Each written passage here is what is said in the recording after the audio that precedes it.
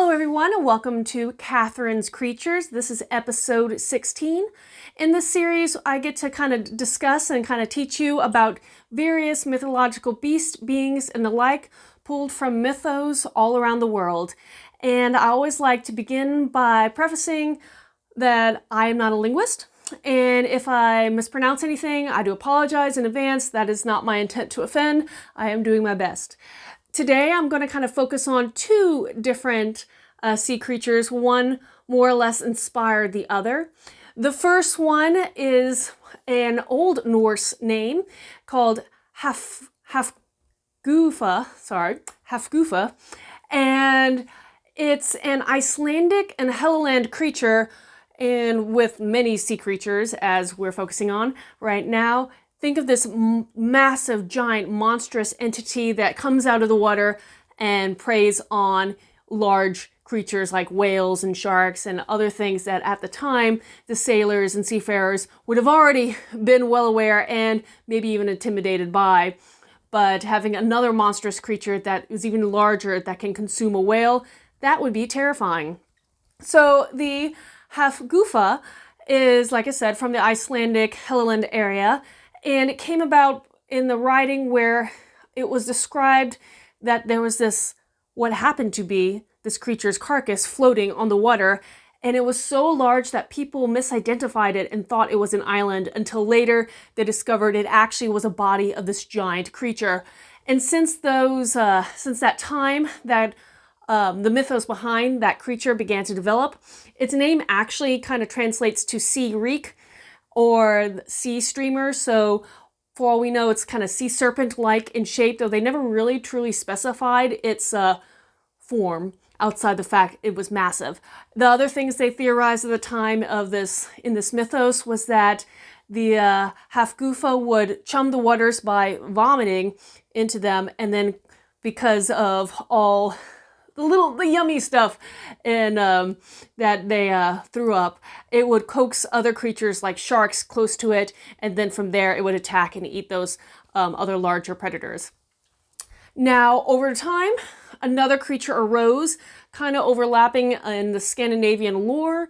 It appeared first in the beginning, well, the Hafgufas from the 13th century, and this other one kind of starts to be coined around the turning of the 18th century, so several hundreds of years later.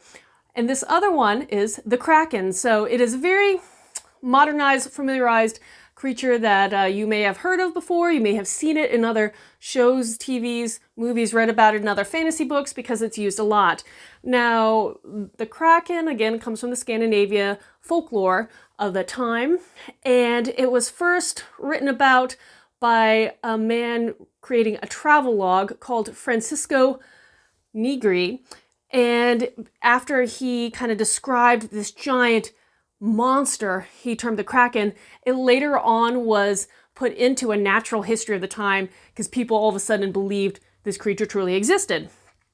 And over the years, the description of the Kraken kind of became set in stone and was referred to as either a giant octopus or squid. So this massive, massive monster with multiple limbs, and it was foretold that it would come and attack these giant ships, and the limbs would come around tearing it apart and pulling the sailors and the ship all down to the bottom of the ocean. So a very terrifying image set in mind of people who sailed at the time. I mean, the ocean is scary enough with the swarms and all the other real entities living there, that having some kind of monstrous being of such great magnitude would terrify them. Now, the Kraken, the name kind of can trace back to two different words and two different meanings. One means pole, so potentially going back to that long, slender idea of either the limbs or the sea serpent that it may have originally been described as. And the other one is I think it was a Swedish word that translates to sea monster, where the Kraken's a sea monster. So both make sense. But again, this creature has been used so much in not only the natural histories, but fantasy authors became captivated with it. One of the earlier ones being Victor Hugo. He wrote about it in his book, Toilers of the Sea. Since then, we use and refer to this creature to date.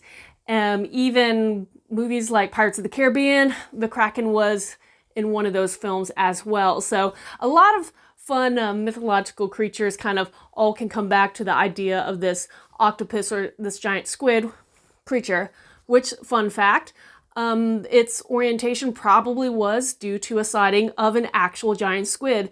When people had no idea what they were seeing, they just couldn't conceive of a creature of that size and that shape, and so they transformed it into the Kraken. Now, if you have any questions for me pertaining to this or anything else, you can put them in the comments below or message me on social media. And until next time, Skål.